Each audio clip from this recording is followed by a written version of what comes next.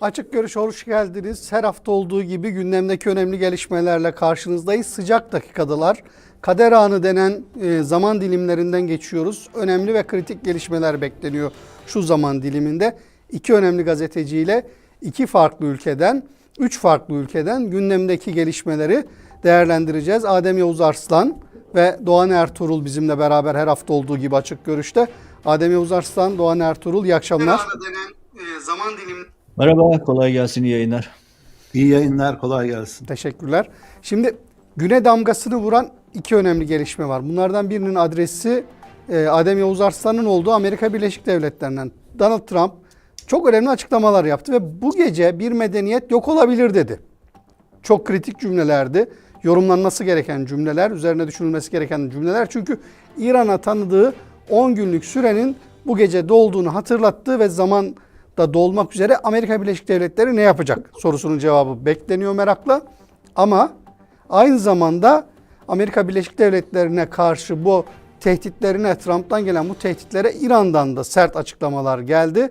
Ve İran'da deyim yerindeyse meydan okudu. Dolayısıyla bu gece ne olacak sorusunun cevabını arayacağız ilk başta. Ama bugün ne oldu? Bugün İstanbul'da bir terör saldırısı vardı. IŞİD yine sahnedeydi. İsrail'de, İstanbul Beşiktaş'ta İsrail Başkonsolosluğu'nda Türkiye'de kritik gelişmelerin, İran'la ilgili hesapların yapıldığı bir zaman diliminde IŞİD'in bu eylemi çok kafa karıştırdı ve çok tartışıldı. Arka planında ne var? Nasıl bir mesaj?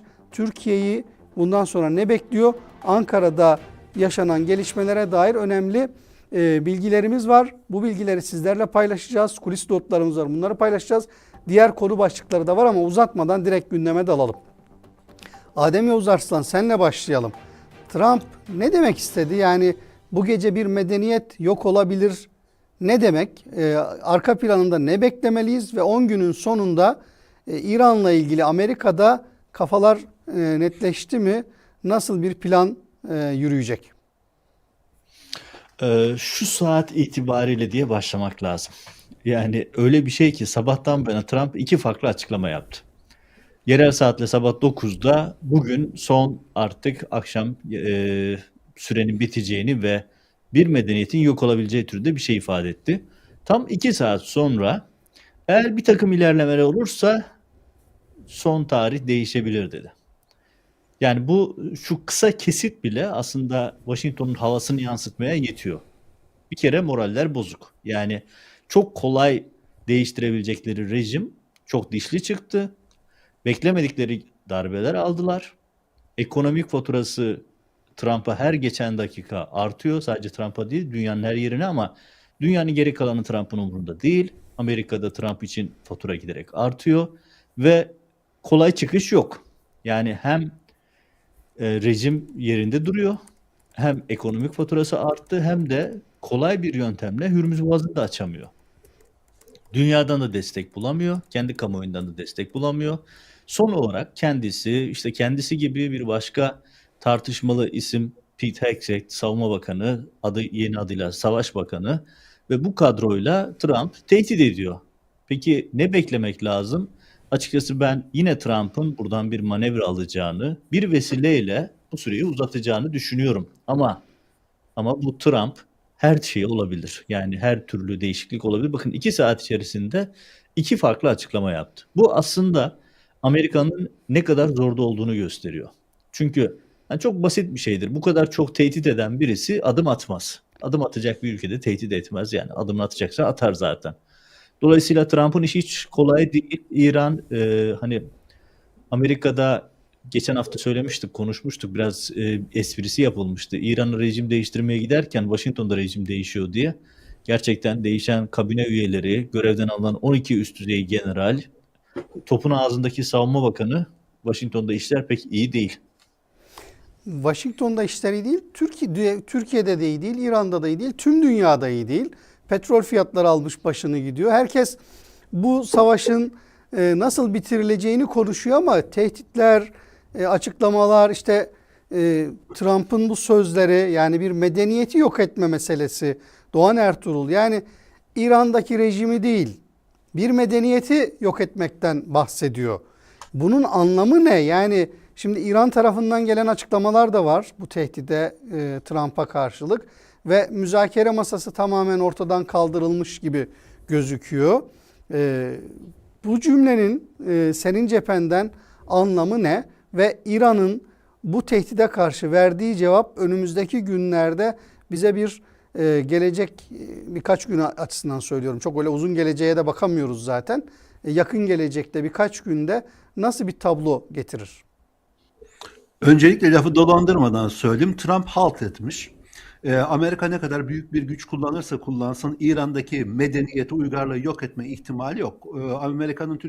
İran'ın Türkiye Büyükelçiliği dahil bu savaş boyunca çok performans sergileyen büyükelçilikler tarafından sosyal medyada paylaşımlarda şey vardı. Türkiye Büyükelçiliği'nin paylaşımında İskender de buradan geçti. Moğollar da yok edemedi İran'daki medeniyeti. Sen kimsin? Mealinde açıklamalar vardı. Böyle bir ihtimal yok ama bu Trump'ın yaptığı açıklama, Adem sıklıkla tekrar eder onu, soykırım 101 konusu olan bir mesele. Açık bir soykırım çağrısı, bir medeniyeti yok etmenin bu kadar normal söylenebilmesi bir soykırım çağrısı. Zaten Adem yine ayrıntılarını söyleyecektir. Amerikan Kongresi'nden bu bir savaş suçudur. Bu açıklamanın kendisi savaş suçudur. Açıklamanın kendisi, dikkatinizi çekerim yani, diye tepkiler var. Bu net bir şekilde İran medeniyeti yok etme tehdidi Amerikan başkanı tarafından söylenmiş olması zırva tevil götürmezi meşru hale getirmez. Bu bir soykırım çağrısıdır açık bir şekilde. Çok büyük zarar verdi İran'a ve çok büyük zarar verme potansiyeli var ama medeniyeti yok etme ihtimal yok. Ne Amerika'nın haddidir ne Trump'ın haddidir İran'daki uygarlığı yok etmek. Bir manevra yapması, yeniden bir süre verme ihtimali göz ardı edilemez ama kapsamlı bir saldırı başlatma, en azından kamuoyunda beklentilerde olduğu gibi böyle bir en iyi ihtimalle onurlu çıkış sağlayacak bir saldırı başlatma ihtimali var. Ve fakat ortada şöyle bir durum da var. İran'a şu ana kadar verdiği zararı kat be kat fazlasını verebilme potansiyeli var mı? Var. Yani şöyle bir şey söyleyelim. Yahu üniversiteleri vurdu. Üniversiteleri vurdu. Tahran'da vurdu, İsfahan'da vurdu. Köprüleri ve elektrik tesislerini vurmakla sözlüyor. Çok normal bir şeymiş gibi. Ve tersinden şöyle düşünelim. Böyle bir riski barındırıyor bu ifade ama aynı ifade İran'a değil başka bir rejime karşı, başka bir yönetime karşı, başka bir ülkeye karşı yapılsaydı ne tepkiyle karşılaşırdı dünya, düşünün yani. Ama bir sivillerin kitlesel olarak katledilmesi İran söz konusu olduğundan çok normal bir şeymiş gibi. Tamam, enerji santralleri vurulabilir, köprüleri vurulabilir, medeniyet yok edilebilir. Ne olur sonrası Molla rejimi diyen bir ahlaksızlıkla karşı karşıyayız. Dünya bir cinnet yaşıyor, uzunca bir süredir yaşıyor. Umarım tezelden bir çözümü olsun bunun. Ama böyle bir çözüm de maalesef görünmüyor. Son olarak şeyi söyleyebilirim. Dünya kamuoyunun, Avrupa kamuoyunun, Amerikan kamuoyunu adım daha yakından takip ediyor. Ama biraz önce gördüm Alman medyasında, Avusturya medyasında, belki İspanya göz ardı edilecek olursa diğer Avrupa medyasında da savaşan taraflar gibi bir durum söz konusu. Hayır, savaşan taraflar değil, net olarak uygarlığının yok edilmesine tehdit edilen bir yönetim var, bir rejim var, bir ülke var ve bunun karşısında da gerçekten en zor zamanlarda bile diplomasi dilini bir şekilde terk etmeyen bir şey var İran'da, taraf var. Bunun altını çizilmesi gerektiğini düşünüyorum. Genel havaya çok kapılmamak bence gerekiyor. Çünkü Avrupa kamuoyunda dediğim gibi Adem ayrıntısına Amerika'nın söyleyecektir. Hava bile ürpertici derecede taraflı, ürpertici derecede İran halkına karşı yapılan haksızlıkları gizleyen bir dil barındırıyor maalesef. Şimdi Adem Yavuz Aslan, senden gelen videolar var ve görüntüler var. Özellikle Kanal İsrail 13'ün 8 saat gibi bir geri sayım başlattığını görüyoruz ve bu 8 saat sonrasında Trump'ın, birazdan o görüntüleri arkadaşlarımız ekrana yansıtırlar, bir tabloyla karşı karşıyayız. Artık saatler, dakikalar sayılıyor. Ama bu saatin bitiminde gerçekten ne olacağı konusunda, ne yaşanacağı konusunda hala bir cevap bulabilmiş değiliz. Ve yarın sabah çok sürpriz açıklamalara, çok sürpriz gelişmelere de uyanabiliriz. Yani geçmişten, son bir aydan baktığımızda bu savaştan çıkış arayan ve bu yapılanları, bu yaşananları başarı gibi gösteren bir Trump fotoğrafıyla da karşı karşıya kalabiliriz. Süreyi 10 gün daha da uzattım diyebilir. Ama Bu İsrail televizyonunun 8 saat geri sayım olarak, yani o 10 günün bitimine geri sayım olarak şu anda 8 saat gibi bir süre var. Onu yayınlaması ve devamında beklememiz gerekenler konusunda değerlendirmeler yapacak olursan Adem Yavuz Arslan, tecrübelerinle özellikle son bir aydaki tabloya bir bakarak ne söylersin? Yani o görüntüler de geliyor şu anda, arkadaşlarımız veriyorlar bir taraftan. Bu 8 saatin sonunda ne beklemeliyiz? Şimdi oraya geçerken İsrail televizyonunun böyle bir şeyi neden yaptığını biraz analiz etmek lazım. Aslında bu bize savaşın kimin savaşı olduğunu ve Trump'ı buraya kimin Evet, çektiğini ya da kimin çok net. ittiğini anlamamız açısından çok önemli bir gösterge. Yani aslında bu bir İsrail'in savaşı. Hani hep şunu biliyoruz. Amerika'da İsrail lobisi çok güçlüdür. Trump bunlara karşı koyamaz. Evangelik Hristiyan dünyası ki muhafazakar Amerikalılar için çok önemlidir. Sadece Yahudilerin değil. Evangelik Hristiyanların da İsrail bağlantıları çok güçlü ve Trump buraya ittiler.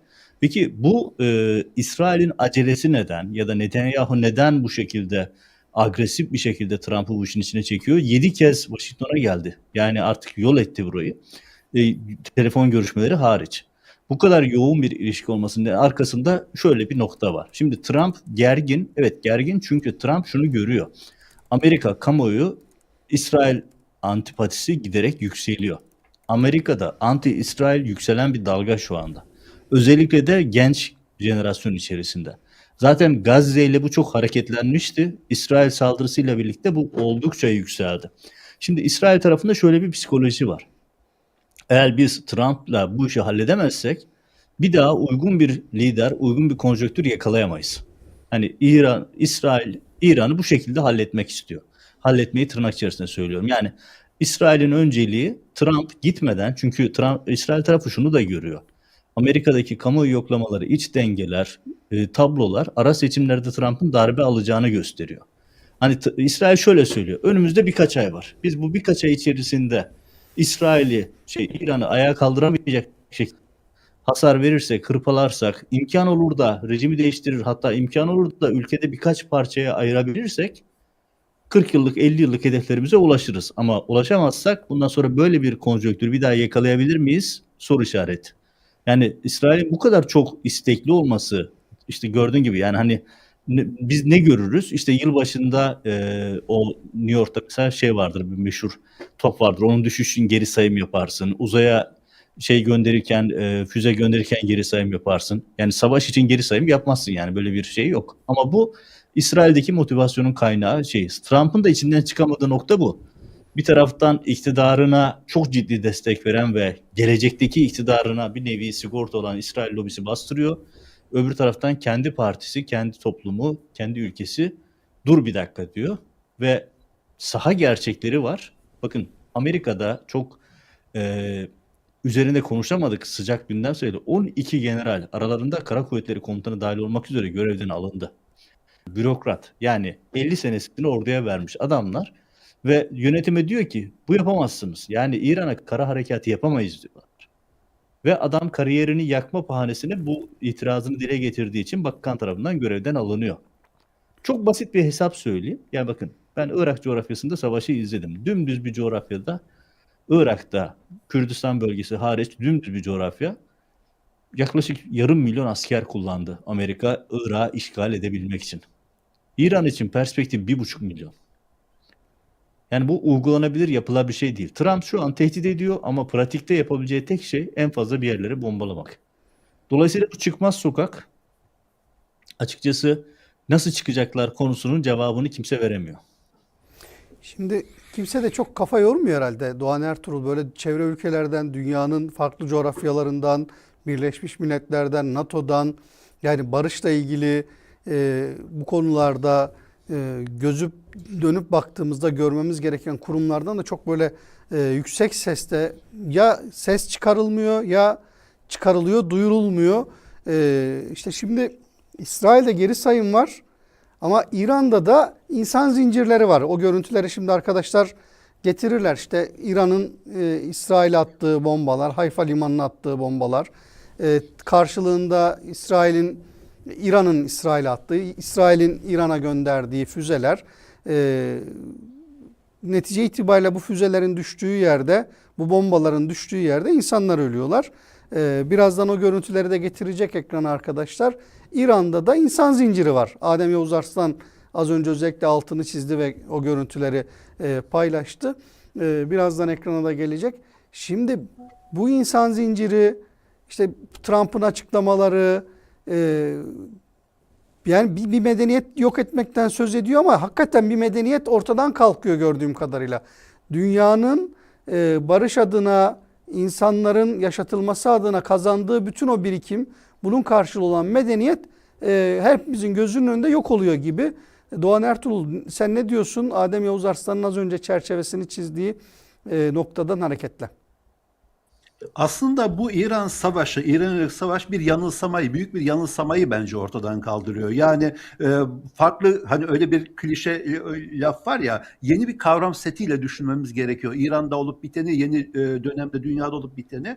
Mesela herkesin mutabakat halinde söylediği bir şey vardı, değil mi? Biraz önce senin söylediğin, savaş için geri sayım yapan televizyon kanalında savaş için, yani Trump'ın İran medeniyetini yok etme tehdidiyle ilgili geri sayım yapan İsrail, dünya kamuoyunda Orta Doğu'nun tek demokrasisi ve tek hukuk devleti kabul edilen ülke, değil mi? Yahu o ülkede geçen hafta Filistinlerin askeri mahkemelerde yargılanmaları ve idam edilmeleri yönünde meclisten kanun çıktı. İsrail bu. Filistinler yargılanacak askeri mahkemelerde, orada Yahudiler yargılanmayacak. Filistinli olmayanlar yargılanmayacak. Sadece İsrailliler yargılanacak ve bunu parlamentoda şampanya patlatarak kutladılar. İsrail bu.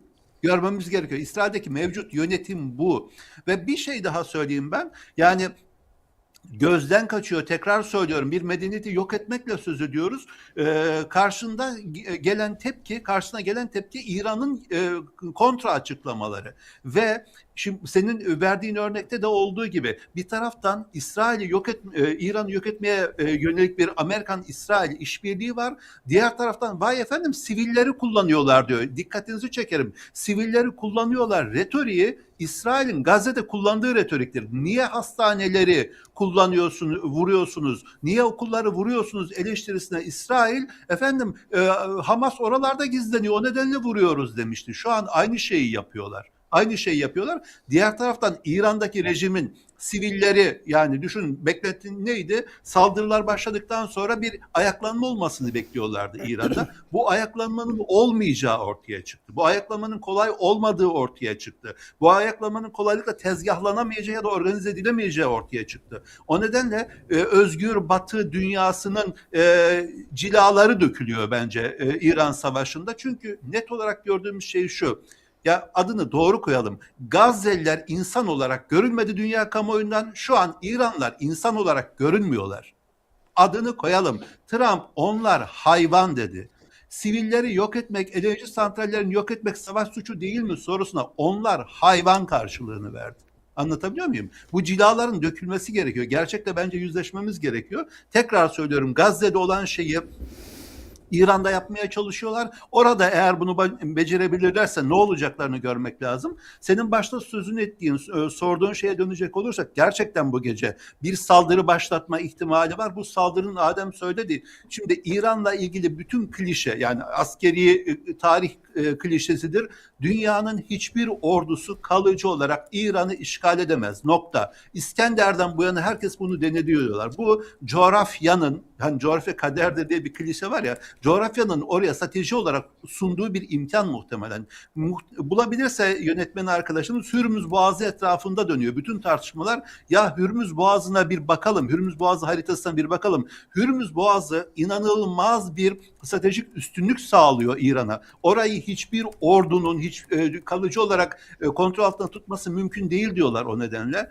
Buna rağmen bir taraftan tehdit ederek, bir taraftan her şeyi göze alarak Trump yönetiminin İsrail'in de desteği ve kışkırtmasıyla yeni bir şeylere girişme ihtimali maalesef var.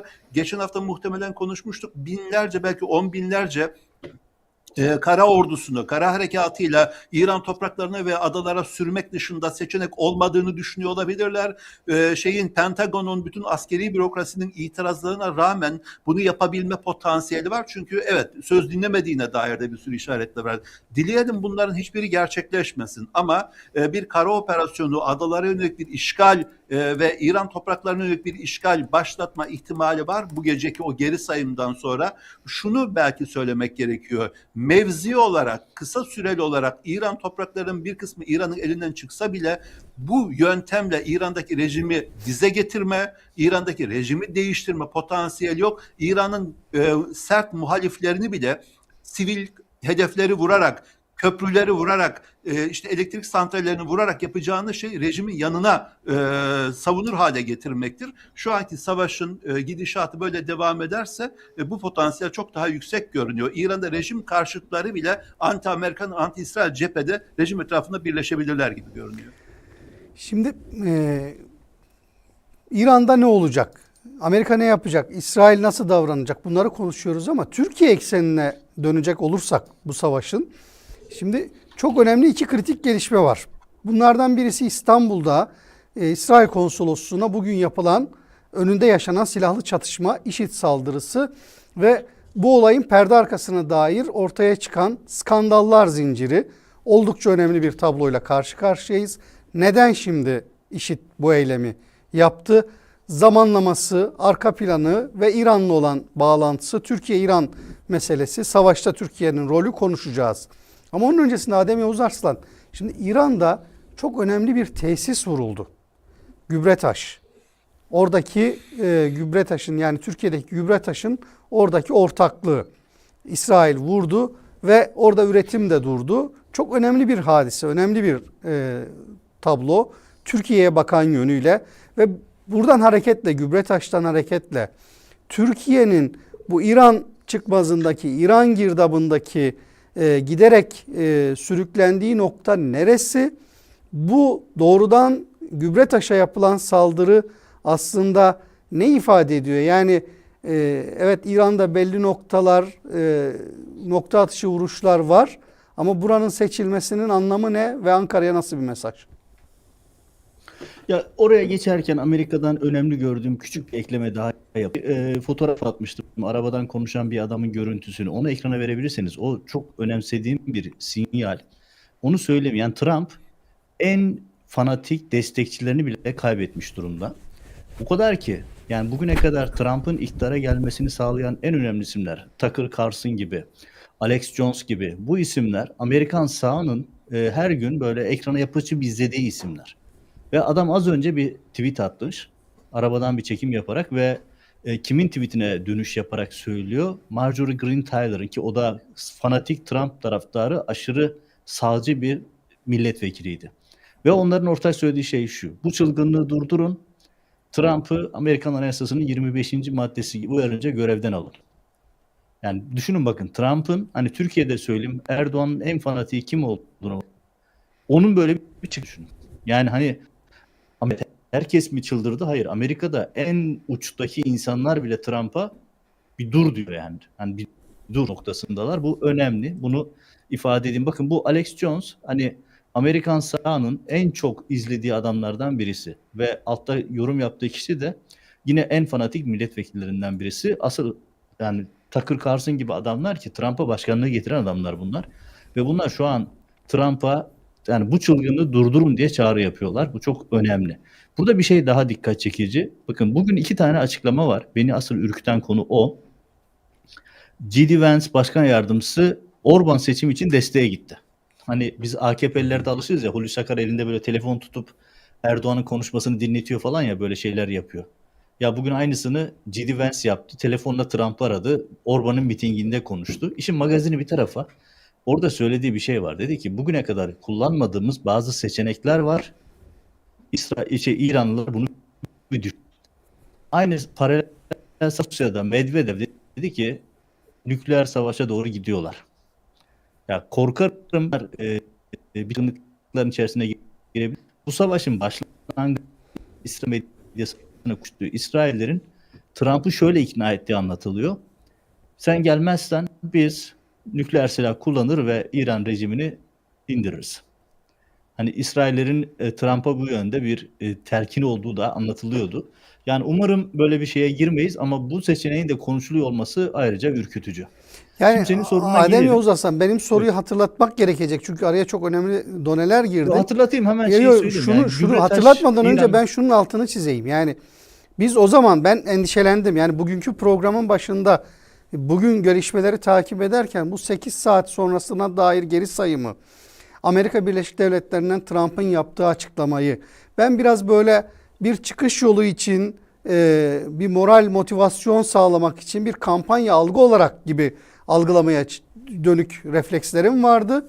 Yani bu 8 saatin sonunda çok da sıcak bir gelişme olmaz diye ümit ediyordum. Yani biraz daha yumuşar şartlar diye.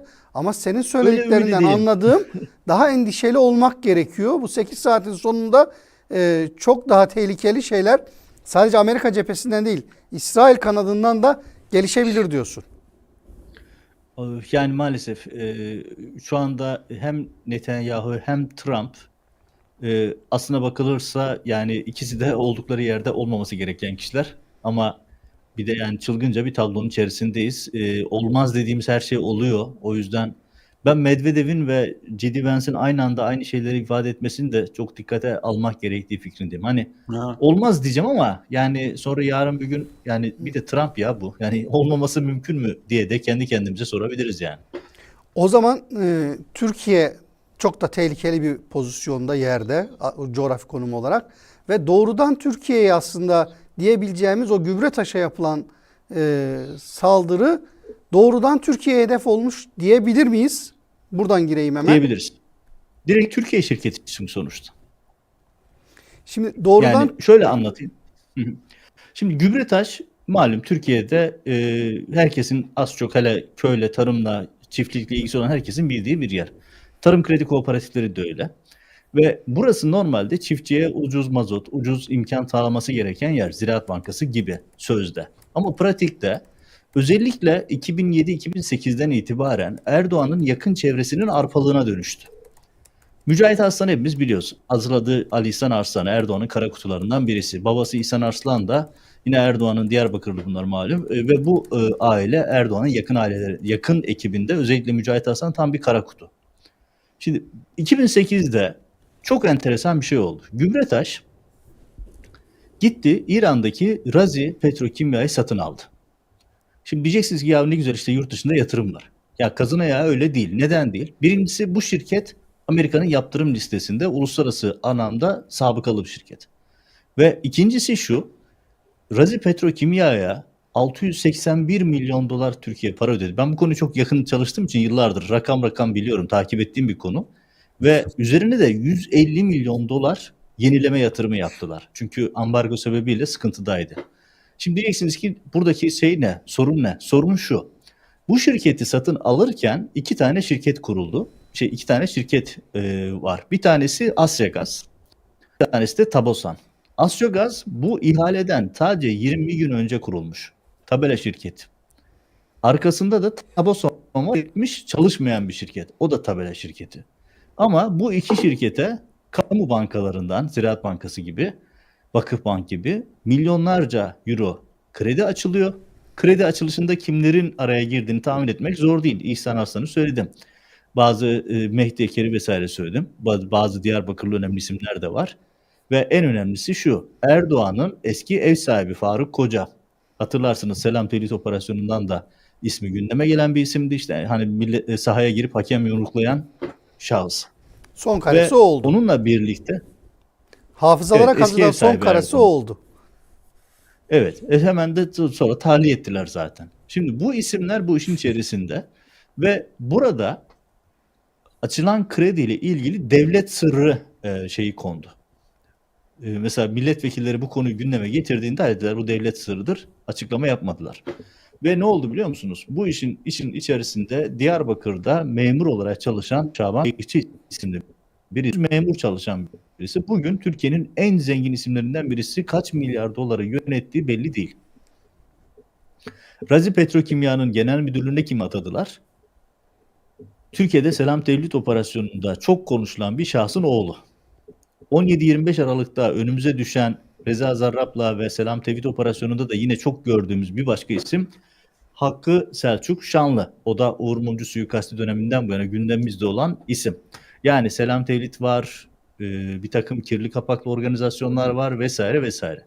Ve bunlar gittiler burayı satın aldılar. Sonrasında enteresan işler oldu. Mesela burası denizcilik şirketleri kurdu. Ya Gübretaş bu sonuçta ve denizcilik işletmeleri kurdu. Altın şirketi kurdular. Sonra Koza İpek Holding'in, Akın İpek'in tespit edip borsaya bildirdiği, yatırımını yaptığı Bilecik'teki madene çöktüler. Ve o madenle ilgili milyar dolar vurgun yaptılar. Türkiye'deki bütün Akın Gürlek gibi çok sayıda hakim savcının oradan servet yapmasını sağladılar gibi bir sürü suçun içerisinde Uğruna bu olan bir kadar yapıdan yolsuzluk bahsediyoruz. yapılan, uğruna bu kadar hukuk çiğnenen, uğruna bu kadar çalınan, çırpılan bir tesis, İran ayağı, Türkiye ile doğrudan bağlantılı, dün vuruldu. Adem Yavuz Arslan.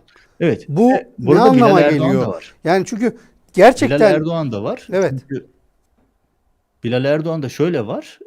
Razi Petrokimya ürettiği kimyasalları, gübreleri vesaireleri taşımak için denizcilik şirketi kurdu. Çok sayıda. En son baktığımda ondan fazla denizcilik şirketi kurmuş. Da bunları da işletmesi ve yönetmesi için Bilal Erdoğan'ın işte o dayısı mıydı? MZ Denizcilikti galiba, hatırlamıyorsun. Hı hı. Evet, onların şirketini devretti. Ve işte tam anlamıyla böyle bir yakın aile network'ü. Milyar dolarların havada uçuştuğu bir sistem. Ve Gübretaş, Razi Petrokimya, sonra Türkiye'de kurdukları altın işi, yani düşünsene gübre işi yapıyorsunuz ama bir anda altıncı oluyorsunuz ve 46 milyar liralık bir rezerv keşfettik deyip borsada Türkiye tarihinin en büyük vurgunlarından birini yaptılar. Borsa anketinden birisi düz bir vatandaş. Hiçbir özelliği yoktu. Şu an borsanın en zengini haline geldi. Yani özetle söyleyeyim. Saraya kurulu olan devasa bir Gübretaş üzerinden döndü. İşte bu İsrailler dün gece vurdular. Gübretaş'ı vurdular ve şu anda sistemde fabrikada üretim durdu. İsrailler Genelkurmay Başkanlığı'nın hangi yatak odasında uyuduğunu biliyorlar ki onu yatak odasında vurarak, öldürerek gösterdiler. Ya da işte en ince ayrıntısına kadar her türlü istihbarata sahipler. Bu devasa yerin Erdoğan ve ailesine ait olduğunu bilmemeleri mümkün değil. Bilerek, isteyerek Erdoğan ailesinin fabrikasını vurdular. Bu Erdoğan'a verilmiş çok net, çok sert bir mesaj ki aynı saatlerde, yani birkaç saat sonra pardon, Türkiye'de de İsrail konsolosu ile ilgili tuhaf bir saldırı oldu. Onu da ayrıca konuşuruz. Evet, şimdi arkadaşlara bir taraftan da bir not attım da.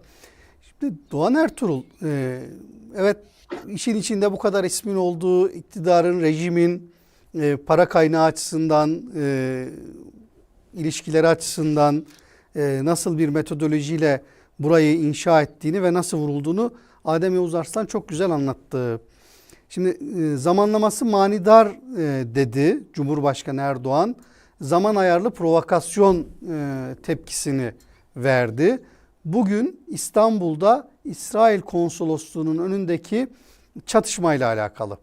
IŞİD mensuplarının, 3 IŞİD mensubunun öldüğü, 2 polisin hafif yaralandığı bu saldırıyla alakalı ve saldırının görüntülerine baktığımızda karşımıza ilginç bir tablo çıkıyor. Şimdi Adem Yavuz Arslan'ın anlattıklarından bu tarafa geçecek olursak, İstanbul'a geçecek olursak İran'dan, peş peşe bu manzaralar, bu tablolar tesadüf mü?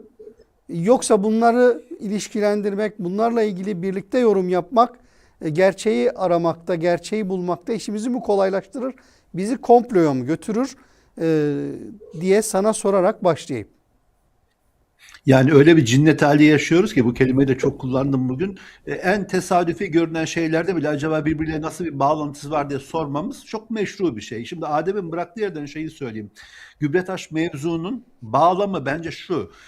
Trump geçen hafta söyledi ya, bu konuda Türkiye'den, Erdoğan'dan yapması istemediğimiz bazı şeyler vardı, onu da yapmadı. Yani bu savaşta geçen hafta etraflıca konuşmaya çalışıp Trump'ın, Amerika'nın Türkiye'den bir beklentisinin olmama ihtimali yok. İsrail'in bu savaşta Türkiye'nin aldığı pozisyonla ilgili bir beklentisinin olmama ihtimali yok. Hala ve hala şu durumda İsrail'e, bakın dün bir tane gördüm, Varoufakis paylaşmıştı.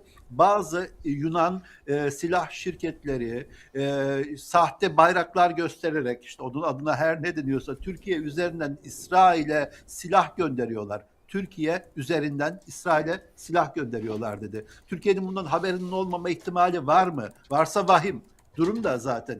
İsrail'in Türkiye'den bazı beklentilerinin olması normal ve bu gübre taşının vurulması da, Adem söyledi işte, yani yatak odalarda biliyor insanlar. Neyi vurduğunu bilmeme ihtimali yok. İsrail gözünü karartmış vaziyette ve Türkiye'den bazı beklentileri olduğu şeklinde bunun anlaşılmasından başka bir bence şey yok. Çıkar yol yok. Durumu anlamak bakımından çıkar yol yok. Bugünkü saldırı, yani şöyle düşün, kapalı olan İsrail konsolosluğuna, terk edilmiş bina muamelesi gören bir yere saldırı.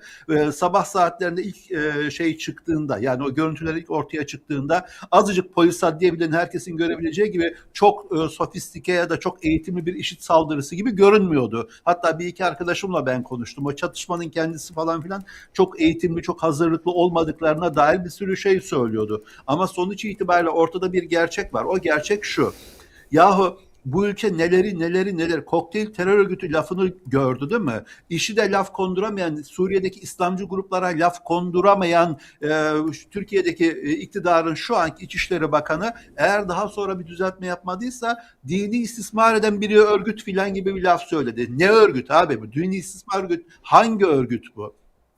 Ve CHP'den de anladığımız kadarıyla niye bu örgütün adını söylemiyorsun, bu IŞİD mi değil mi gibi şeyler geldi. Eylemin profesyonelce olmaması filan tartışılabilir ama eylemde öldürülen şahsın IŞİD bağlantılı olduğu, IŞİD'den mal varlığına el konuldu.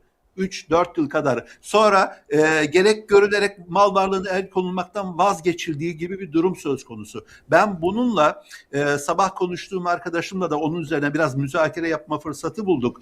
Zelenski'nin Hakan Fidan tarafından Şam'a götürülmesi arasında bir bağlantı kurulabileceğini düşünüyorum. Zelenski Şam'a gitti. Hakan Fidan'la birlikte gitti. Ne tuhaf bir şekilde Şara ile Zelenski'nin görüşmesinde Hakan Fidan hep de sosyal medyada da tartışıldı. Ortada Türk bayrağı yok. Hakan Fidan o görüşmede niye var? A heyetinde değil, B heyetinde değil filan gibi. Bir bağlantısı da olma ihtimali var. Çünkü IŞİD denilen yapı ya da benzer cihatçı örgütlerin menbaı, kaynağı, merkezi Suriye. Şu an kravat takmış IŞİD'liler diye artık yıllardır konuştuğumuz şey var ya, Şam'daki yönetimin kendisinin kravat takmış IŞİD'li olduğunu, eski IŞİD'li olduğunu bence göz önünde bulundurmak gerekiyor.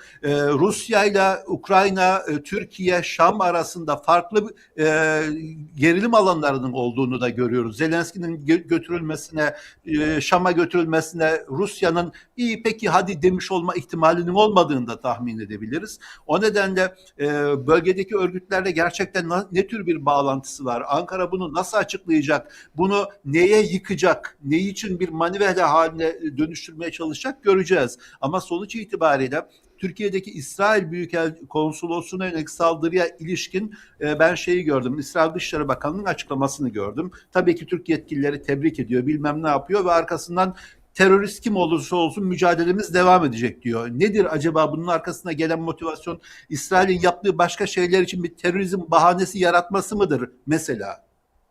Yani İsrail Dışişleri Bakanlığı'nın açıklamasında var bir ifade. Terörizm kimden gelirse gelsin her türlü terörizme karşı falan filan ifadeleri var. O nedenle keşke Türkiye'de hem İçişleri Bakanlığı'nın hem ilgili güvenlik birimlerinin ya kardeşim bu olay şudur, şu şekilde aydınlanmıştır diyebilme ihtimali olsa ve biz de yaptıkları açıklamaya inansak, inandırabilse bizi, toplumu tatmin edebilse, böyle bir ihtimal yok. Ben şundan eminim, yani Allah'tan ki çok daha kapsamlı olabilecek bir IŞİD saldırısı olabilirdi. Biliyoruz ki IŞİD istediği zaman her yerde eylem yapabiliyor, göz yumuluyor ya da yol veriliyor filan.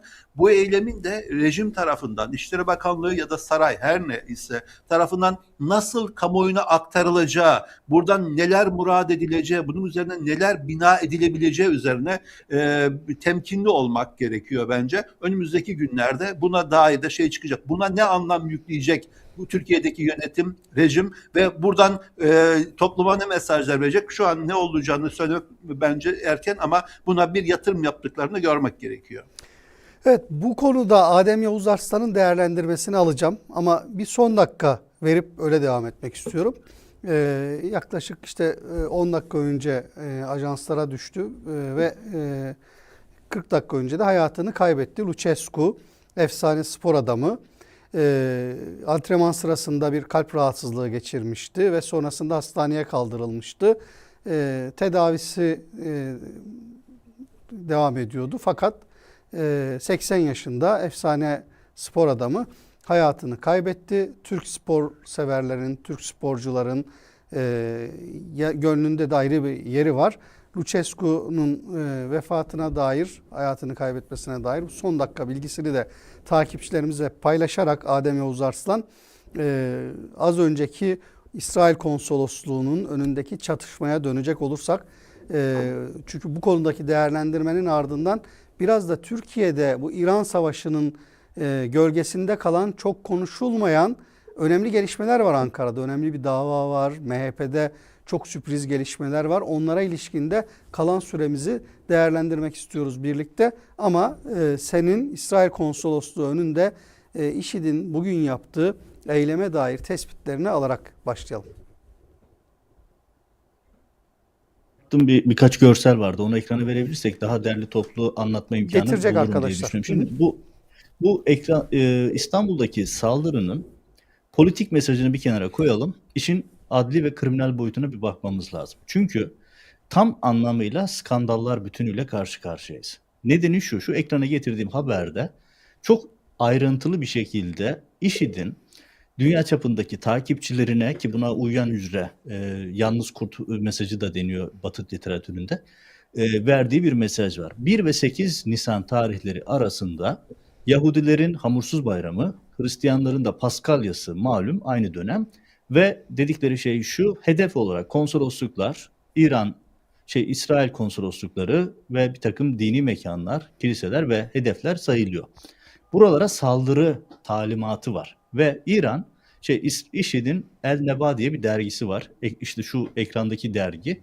Burada açıkça bu talimat var. Bunu niye söylüyorum? Bakın şimdi herhangi bir özel istihbarat çabası yapmanıza gerek yok. İstihbaratın herhangi bir birimde çalışan birisi gazete okusa bu 1 ve 8 Nisan tarihleri arasında bir şey olacağını öngörebilirdi. Diyelim ki elinizde bu yok. Ya daha 3 ay önce Yalova'da polisler şehit oldu. 3 polisin orada hayatını kaybettiği olayı hatırlayın. Geriye doğru bakın, sayısız örnek var. Ve burada şunu görmek gerekiyor. Allah'tan ki bugün saldıranlar acemiydi. Profesyonelce hazırlanmamışlardı. Yani Allah'tan ki Adem Yavuz Arslan orada hani bu görüntülerin ortaya çıkması acemilikten mi kaynaklı? Belki de bu görüntülerin böyle yansıması propaganda açısından özellikle istenmiş olabilir mi? Yok, öyle düşünmüyorum. Ben şöyle söyleyeyim. Bakın şimdi IŞİD'in yaptığı bütün eylemlere bakalım. IŞİD'in eylemlerinin bir karakteristiği var. Bir esaslı mühimmatla gelirler. Ağır silahlarla saldırırlar. AK-47 gibi, Kalaşnikov gibi vesaire. Bugünküler pompalı tüfek. Öyle göründüklerine bakmayın. Onlar pompalı tüfekler ve hani biz bildiğimiz anlamda bir el bombası, el yapım patlayıcı vesaire falan da karşı karşıya değiliz. İkincisi, saldıranlar, o 3 kişi gerçekten acemi. Profesyonel bir saldırgan, bu işin profesyonel anlamda yapan birisinin yapmayacağı bütün hataları yapmışlar. Ben bu saldırı görüntüleri gelince yıllarca bu tip operasyonları yönetmiş kişilerle konuştum. Nerede ne yapıldığına dair. Onların da temel bir takım eleştirileri var. Mesela en başta yapılması gerekenlerin nasıl yapıldığına dair, yapılmamasına dair bir sürü örnekleri var. Onlara uzun anlatabilirim ama uzatma adına şunu söyleyeyim. Bir, saldırganlar Allah'tan çok profesyonel saldırmamışlar değiller. Ama bu istihbarat zaafını ve devletin buradaki pozisyonunu gözden kaçırmıyor. Yunus Emre Şarban denen adam, yani saldırganda hayatını kaybeden kişi, bu 94 doğumlu, daha çok genç ve IŞİD'e finansman sağlamaktan tutuklanmış birisi. Mal varlığını da Doğan'ın dediği Evet. gibi 2021'de el konmuş, 2024'te görülen lüzum üzerine diye bir ifadeyle kaldırılıyor. Abi bizler gazeteciyiz. Bizim mal varlığımızdaki tedbiri kaldırmayan devlet bir IŞİD militanının tedbirini kaldırıyor. Diğer iki diğer iki isimde de benzeri süreçler var. Kaldı ki Türkiye'nin her yerinde IŞİD hücreleri var. Bunu herkes bilir. Bunu kendileri de zaten saklamazlar. Ve Türk istihbaratıyla bu yapıların çok iç içe geçtiğinin sayısız örneğini biliyoruz. Hakan Fidan'ın döneminde özellikle bu çok belirgindi. Yani polisi şehit eden IŞİD militanının bir kez mahkemeye çıkamadığını gördük biz. Bunun gibi sayısız örnek var. İşte Türk askerinin boğazını kesip öldüren 2 tane Türk askerini vahşice katleden adamlar Türkiye'de, birisi Antep'te kuşçuluk yapıyordu, esnaftı, dükkan Evet. işletiyordu, öbürü Bursa'da belediyede çalışıyordu. Bunun gibi sayısız örneği var. Şimdi mesela İçişleri Bakanı neden IŞİD diyemiyor? Hatta onlar DAEŞ diyordu. DAEŞ diyemiyor. Çünkü IŞİD, DAEŞ dediğinde karşınıza MİT geliyor. Bugüne kadar sayısız örneği var bunun. Ve bunu kullanmamaktaki kasıtları tamamıyla o kirli geçmişi hatırlatmamak.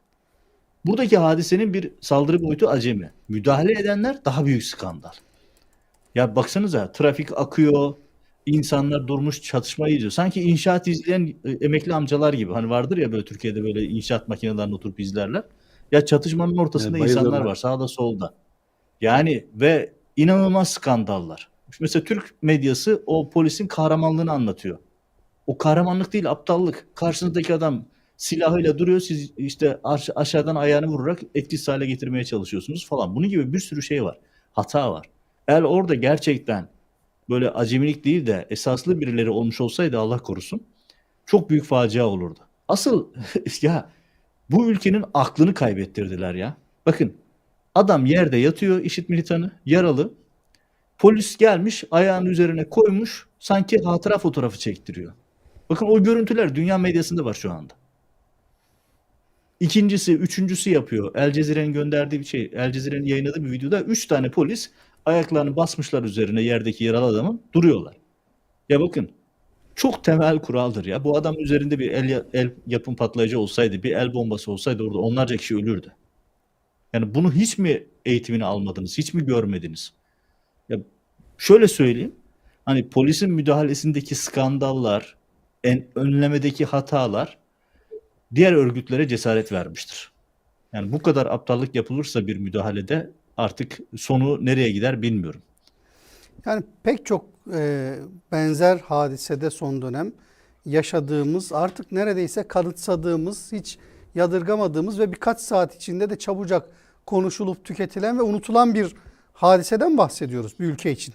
Aslında haftalarca, aylarca konuşulup üzerine hesap sorulması, takip edilmesi gereken bir olay ve muhtemelen yarın sabahı görmeden bitecek bu hadisenin tartışması. Şimdi bitmeyenler var, bitmeyecek olanlar var. Tekrar biraz böyle iç politikaya, Türkiye'de, Ankara'da yaşananlara döneceğiz. Bunlardan bağımsız değil tabii. Ya oraya geçmeden Bağımlı. Senin ekleyeceğin varsa bence buyur. bir şey söyleyeyim. Yani bu IŞİD saldırısını bu kadar hızlı geçmeyelim. Bence çok kritik bir konu bu. Yani Türkiye'nin önündeki en büyük krizlerden birisini biz burada yaşayacağız. Çünkü Türkiye'nin içerisinde kontrolsüz olarak bulunan hücre evleri var. Bunların silah depoları var. Türkiye'de Adem korkunç Yılmaz, bir onun silahlanma altını çiziyorum. yaşandı. Şimdi Yalova meselesi olduğunda aynı şeyleri konuşmadık mı? Altını çizmedik mi? Vurgulamadık mı? Ama işte şurada Ama ısrarla söylememiz gereken şey tabii, şu. Bakın, Türkiye'de 20 bin kişilik bir istihbarat şeyi var, bürokrasisi var. Ve bunların gündeminde IŞİD'i takip yok. Ne var? KYK'lı insanların yardımlaşması, ev kadınları, kermese börek açan kadının banka hesapları var. CHP'li belediyelerin ve belediye başkanlarının otel kaçamakları var. Böyle bir tuhaf istihbarat yapılanmasının içerisindeyiz. Gazetecilerin işte şeylerin peşinde koşan bir yapılanmanın içerisindeyiz. Ve maalesef hiçbir cezalandırma, hiçbir hesap verme yok. Bakın, Türkiye tarihindeki en büyük kırılmalardan bir tanesi Suruç saldırısıdır. Polislerin uyurken şehit edilmesi ve arkasından çözüm sürecinin bitirilmesi süreci. Bir diğeri Suruç Ceylanpınar polisleri ve Suruç patlaması. Suruç patlamasında IŞİD'le MİT arasındaki ilişki o kadar belirgin ki buna dair başka dosyalar yaptım. Tespit edilen isimler, ses kayıtları, görsel kayıtlar, yani izleme kayıtları var. Ne oldu biliyor musunuz? O Suruç katliamında açıkça ihmali olan emniyet müdürü şu anda Hatay Emniyet Müdürü. Urfa Emniyet Müdürü o Doğru zaman yere Rüştü Yılmaz. göndermişler işte. Tamam, Suriye Şimdi sınırında Hatay olabilecek Emniyet. en önemli yere göndermişler işte yani. Evet, yani şimdi bunu niye hatırlatıyorum? Bakın burada Bursa'da olan olayı hatırlayın. Diğer olayları hatırlayın. Yani devletin şu Ama anki mevcut Erdoğan rejiminin tehdit sıralamasında IŞİD'liler KHK'lılardan, CHP'lilerden, gazetecilerden sonra geliyor. tamam işte tam da Bu buna geçiş adamlar yapmak yarın bir istiyorum. gün Türkiye'de Adem Yavuz Hasan, tam da buraya çok bir daha teğet büyük sıkıntılara yol tam da buraya açabilecekler. bir yatay geçiş yapacağız. Yani Ankara'ya gideceğiz. Ayhan Bora Kaplan davası görüşülüyor. İlginç ifadeler, ilginç açıklamalar var bir tarafta. Milliyetçi Hareket Partisi'nde teşkilat görevden alınıyor. Ali Ulvi Yönter işte görevden istifa etti. Değişik değişik hadiseler, tartışmalar yaşanıyor. Konular çok fazla olduğu için aslında baktığında konuların çıktığı nokta, geldiği durum sonuç itibariyle Türkiye'nin içine düştüğü tabloyu, siyaseti, emniyeti, istihbaratı, yeraltı dünyasıyla beraber nasıl bir hal aldığını ortaya koyan bir tabloyla karşı karşıyayız Doğan Ertuğrul. Şimdi işte MHP'de dediğim gibi kadrolar değişiyor. Sedat Peker endeksli bir tartışma var. Diğer taraftan 15 Temmuz'la alakalı Ayhan Bora Kaplan meselesi, Süleyman Soylu meselesi, o davaya ilişkin açıklamalar ve yaşananlar perspektifinde böyle bir Ankara fotoğrafı çektiğimizde, oraya döndüğümüzde, İran odaklı bu gündemden ve İstanbul'dan Ankara'ya geldiğimizde siyaset suç dosyalarını kapatmak, suç dosyalarını örtmek açısından, ihmallerini, sorumsuzluklarını ortadan kaldırmak açısından yeni bir kavganın içinde mi? Bu açıklamalar, bu tartışmalar, bu istifalar sana ne söylüyor? Eş zamanlı birazdan belki birkaç cümleyle de onu konuşuruz. Medyada da iz düşümü olarak bakıyorsunuz ki işte bundan 4 ay önce, 3 ay önce biz Sedat Peker'le ilgili bir şey konuşmuştuk. Sözcü televizyonunun başına Yılmaz Özdil'in geldiği dönemde, tartışmaların olduğu dönemde. Bugün bakıyorsunuz eş zamanlı yine böyle süreçler, paralel süreçler yaşanıyor. Siyasette Ankara'daki bu hesaplaşmanın arka planında ne görüyor Doğan Ertuğrul? Samlı bir soru. Sadece şey söyleyebilirim. Metropol'ün bir anketini yapılmış. İran Savaşı konusunda ankette. Ya Türkiye tarafsız kalmalı falan filan diyormuş halkımız. Türkiye tarafsız falan filan kalmamalı bence. Tarafını belli etmeli. Bu savaşa girsin anlamına gelmiyor. Ve efendim gelinen aşamada halkımız diyormuş ki Allah'tan başımızda Erdoğan var diyormuş. Metropol'ün bunu böyle gaz vermesini bir tarafa bırakıyorum. İktidar zaten bu propagandayla devam ediyor. Ankara'da neler oluyor konusu Türkiye'deki rejimin ne durumda olduğu sorusu. Onunla ilgili Ayhan Bora Kaplan hikayesinden şeyi söyleyeyim.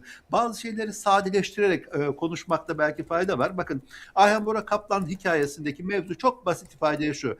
Mafya olmakla suçlanan ve Ankara'nın önemli mafyalarından biri hale geldiği bilinen bir tane adam, adı Ayhan Bora Kaplan, malum işte eski İçişleri Bakanı ile Soylu ile çok yakın filan polisler, bu ülkenin polisleri bu adamı yurt dışına kaçmak üzereyken sırtına çökerek gözaltına aldılar mafyadan dolayı.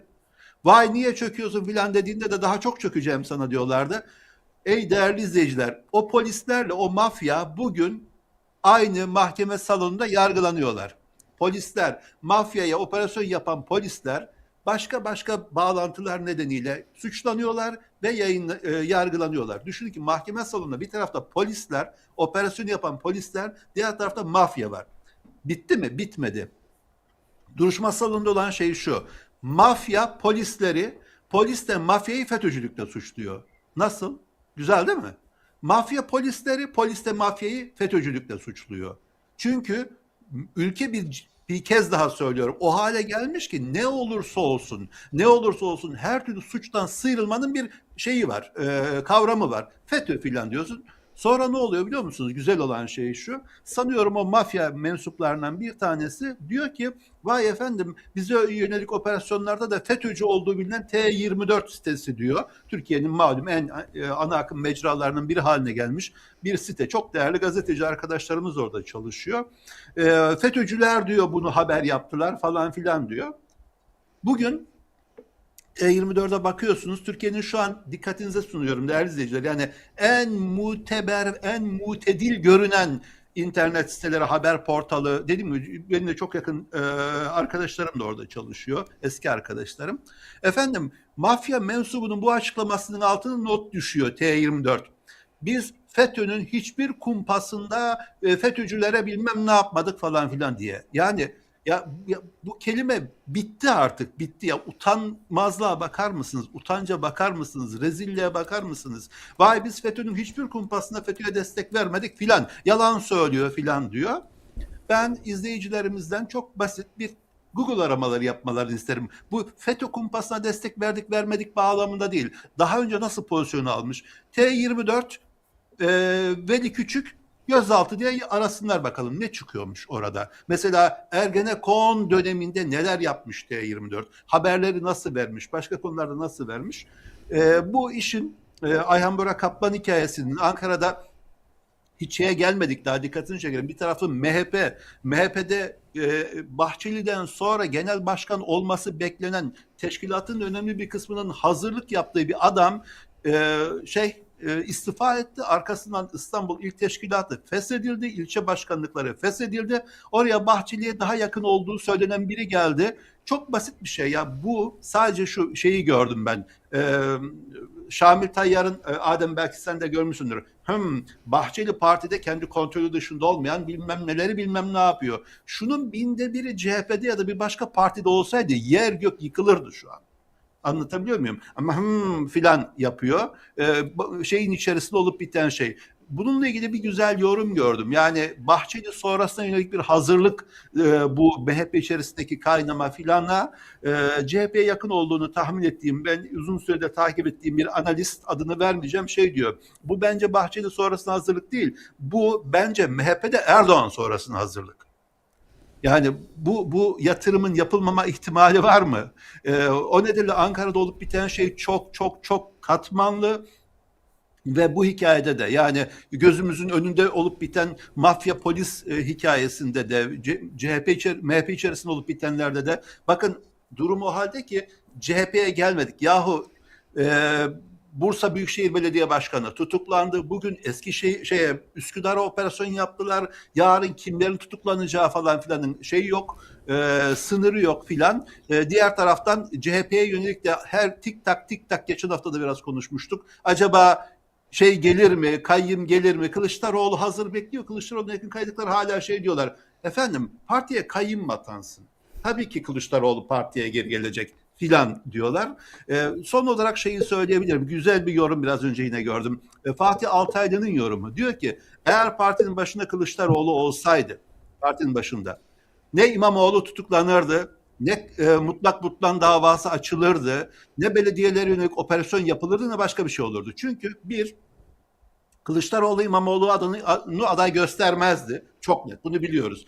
İmamoğlu'nu aday göstermeyeceği için de Erdoğan'ın seçim kaybetme diye bir korkusu olmazdı. CHP diye bir risk görmezdi karşısında. Şu an yaşanan bütün hikaye bundan ibarettir diyor. Ben son derece önemli ve altı çizilmesi gereken bir analiz olarak görüyorum bunu. Evet. Adem Yavuz Aslan, son 3 dakikamız ve senin pek çok gündem madden var. Bu konuda söyleyeceklerin önemli ve çok detaylı söyleyeceğim bilgiler var biliyorum. Ama bütün bunların içinden bir özet çıkaracak olursan, böyle birkaç manşetini ve giriş kısmını bize ver sadece.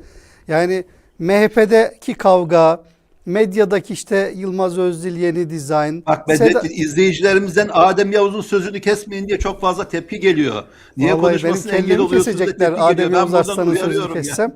Adem Yavuz Aslan yani bütün bunları tartışırız, konuşuruz da hepsi başta konuştuğumuz konunun çok gölgesinde kalıyor. Yani 8 saat, 7 saat kaldı geriye. Geri sayım açısından baktığında birileri geri sayım yapıyor. Birileri nükleer silah kullanmakla tehdit ediyor. Bir tarafta çılgın bir dünya var ve ne olacağı belli değil. bölgemizdeki, coğrafyamızdaki yaşananlar açısından baktığında dünyayı ilgilendiren kısmıyla da. Ama Ankara'da da işte bu tablo var. 10 yıldır işin açıkçası, 10 yıl aşkın bir süredir devam ediyor. Az önce Doğan Ertuğrul'un resmini çizdiği bu akıl tutulmasına dair Adem Yavuz Aslan, yani öyle bir şey söyle ki, yani diyelim ki bir umut olsun, yani insanlar bu hukuksuzluktan, bu çürümüşlükten, bu kavgalardan, kirli kavgalardan geleceğe dair bir şey çıkarsınlar diye programın sonuna doğru topu sana bırakarak ben kenara çekiyorum. Ya ben geleceğe dair perspektif ya da projeksiyon yapmak yerine geçmişi biraz hatırlatayım. İstanbul örgütü, MHP'nin İstanbul örgütü tümden feshedilen değişimi falan değil. Direkt olarak kesip at. Ateş suikastini organize eden yapıydı. Ve Ankara ayağında Ülke Ocakları ve MHP Genel Merkezi vardı. Yani sadece orada bir Ulvi Yöntem destekçileri, onun kurduğu kadronun görevden alınması değil. Bir ekibin de tümden tasfiyesi söz konusu ve onunla birlikte, bakın geçen haftaki yayında söylemiştim, MHP'de artçı sarsıntıları çok sert olacak diye. Bugün itibariyle oldu zaten. Yarın bir gün, birkaç gün içerisinde Marmara bölgesindeki birçok ilin arkasından Ankara'daki kritik kellelerin ve özellikle Ülke Ocakları Genel Başkanı'nın da gittiğini görürsek bir haftaya kadar şaşırmayın. Çünkü Bahçeli bu meseleyi kendisine karşı büyük bir meydan okuma olarak gördü. Kendisinden sonra partinin Ulvi Yönter ve ekibi tarafından dizayn edildiği gibi bir fikre sahip oldu. Özellikle mafyanın, hani o zaten şöyle söylüyorum, yani bir mafya liderinin genel başkanın konuşmasına pasaj atması, araya parça koyması zaten hani hayal bile edilecek bir şey değil. Netflix dizisinde anca olur böyle şeyler. Böyle bir karşı karşıyaydık ve MHP'deki kavga olacak bir kavga değil. Ha şunu söylüyorum, işte Ulvi Yönter kenara çek. Öyle bir şey şansı yok. MHP standartlarında e, yani burada olduğunu yani ayağından vurulursa kendini şanslı sayar. O kadar yani. Öyle bir gelenekten geliyorlar sonuçta. Yani MHP'de her şey Devlet Bahçeli ve Erdoğan'la olan ilişkiler üzerinden yeniden şekilleniyor ama Bahçeli'nin getirdiği isimlere baktım. Onları tanıyan insanlarla konuştum. Hepsinin tek temel bir özelliği var. Devlet Bahçeli konusunda ikiletmeyen insanlar. Yani Devlet Bahçeli orada kendisine çok bağlı bir yeni kadro kuruyor. Dediğim gibi bunun için içerisinde önümüzdeki günlerde Semih Yalçın'ın da ben görevden alınacağını düşünüyorum, öngörüyorum diyeyim. O da çok önemli bir isim ama o da Devlet Bahçeli tarafından çizilmiş gözüküyor. Parti içinden gelen bilgiler o yönde. MHP'deki kavga hayli büyük. Evet, Adem Yavuz Arslan, iki flash cümleni öne çıkarayım son dakikada. Ülke Ocakları Başkanı gider dedi. Semih Yalçın da görevden alınır dedi. Görünen o ki Evet. MHP'deki bu görevden alınmalar, kavgalar, yeraltı dünyasındaki eş zamanlı yaşanan tartışmalar ve gelişmeler medyaya da yansıyan kısmıyla baktığımızda önümüzdeki günlerde bu konuyu daha çok konuşacağız gibi duruyor. Özellikle önümüzdeki hafta. Bu senin öngörünün altını çiziyorum. Çünkü daha önce de pek çok programda dile getirdiğin, Doğan Ertuğrul'un da dile getirdiği ama sonradan bizim o kendi mahcubiyetimiz içerisinde biz söylemiştik, bu programda anlatmıştık demekten kendimizi biraz dur ediyoruz. Çünkü hani tevazu olsun, nezaket açısından yanlış anlaşılır diyoruz ama maalesef söyledikleriniz karşılığı çıkıyor. Umarız hukuk ve demokrasi adına ümidimiz de diri tuttuğumuz ümidimizin de bir gün karşılığını göreceğiz deyip bu akşamı noktalayayım. Birilerinin geri sayım Bir yaptığı. cümle ben isteyebilir miyim? Tabii ki. Bir cümle. Bir arkadaşımdan uyarı geldi. T24 ile ilgili şeyi tavzih edeyim. Şöyle tavzih edeyim. Sözümü geri almıyorum. T24'de söylediğim şey şu. Eğer Ergenekon ve Balyoz soruşturmaları kumpas idiyse o haberleri niye yaptın kardeşim? O haberler hala orada duruyor. O haberlerin, o davaların, o soruşturmaların kumpas olmadığını adın gibi biliyorsun. Zamanında da biliyordun. Şu an sadece pozisyon alıyorsun demek istiyorum. Hikaye bu. Yani bir Bir cevap cümlede hakkı. ben ekleyeyim. Tabii. Evet. Bilim iktidarında dil değiş. Bunları konuşurken bir taraftan manşetle İstanbul'daki noktasına yok. Saldırılar haberden İsrail çıkarmışlar, konuşlar. Evet. Bu önemli Çok hatırlatmalar sonunda bir cümleyle de ben programı noktalayayım. Değerli takipçilerimiz, lütfen beğenmeyi, yorum yapmayı, paylaşmayı, beğeni atmayı, bildirimlerinizi açmayı ihmal etmeyin. Gerçekleri birlikte öğrenelim ve paylaşalım. Doğru yorum ve içi dolu bilgiyle ve araştırmayla şekillenmiş analizleri sizlerle paylaşabilelim. Umarız o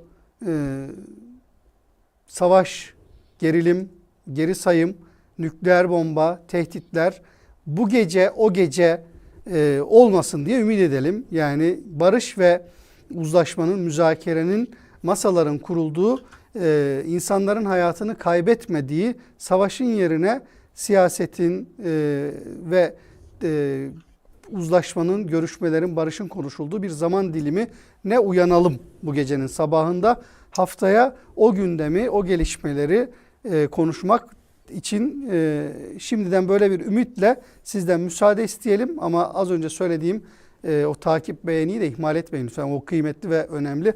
Adem Yavuz Arslan, Doğan Ertuğrul, çok teşekkür ederim. Ağzınıza, yüreğinize sağlık.